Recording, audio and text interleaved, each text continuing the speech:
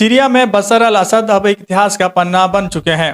खबर है कि बशर अल असद सीरिया छोड़कर भाग गए हैं।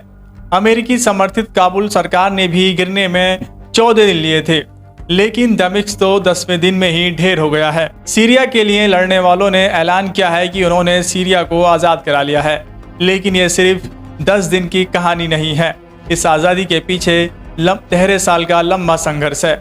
वो संघर्ष जिसमें करीब 5 लाख लोगों ने अपनी जानें गंवाई, करीब 4 लाख लोगों ने अपने घर बार को छोड़ा। बशर अल असद ने सन 2000 में अपने पिता हफीज़ अल असद के बाद सीरिया की कमान संभाली थी। हफीज़ अल असद ने भी 1950-1960 के गृह युद्ध के बाद तख्ता पलटकर सत्ता संभाली थी और 1971 के बाद से 2024 तक असद परिवार का सीरिया पर शासन रहा। जिस तानाशाही के खिलाफ असद के पिता सत्ता में आए थे और सोशलिस्ट निज़ाम सीरिया में लाने का वादा किया था, उसी को भूल वे खुद एक तानाशाह बन गए थे। सीरिया के लिए लड़ने वालों ने एक बयान जारी करके कहा है, बातिश शासन के 50 सालों के उत्पीड़न और 13 सालों के अपराध, अत्याचार और विस्थापन और सभी तहरीकी कब्जाकारी ताकतों का सामना कर एक लंबी लड़ाई के बाद आज 8 दिसंबर 2024 को उस काल का युग का अंत और सीरिया के एक नए युग की शुरुआत का हम ऐलान कर रहे हैं। बशर अल असद सीरिया में सन 2000 से राष्ट्रपति बने हुए थे। राष्ट्रपति के साथ साथ असद सीरियाई सशस्त्र बलों के कमांडर इन चीफ और अरब सोशलिस्ट बाथ पार्टी के सेंट्रल कमांड के महासचिव थे। उनके शासन में उनके खिलाफ उठने वाली आवाज़ों को दबाने का एक बड़ा काला इतिहास है। सन 2011 में अरब स्प्रिंग के समय सीरिया में भी उनके खिलाफ चिंगारी भड़क उठी थी, लेकिन उन्होंने बहुत क्रूर तरीके से इसको दबाने की कोशिश की, जिसके बाद से ये प्रदर्शन सशस्त्र लड़ाई में बदल गए थे। बशर अल असद ने ईरान और सीरिया की मदद से दमिश्क और अपना कब्जा जमाए रखा और विद्रोह आंदोलन को कुचल दिया।